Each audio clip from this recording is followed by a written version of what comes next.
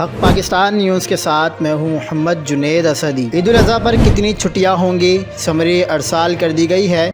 تازہ ترین ویڈیوز کے لیے چینل کو سبسکرائب کر کے بیل آئیکن اور آل نوٹیفیکیشن پر کلک کریں۔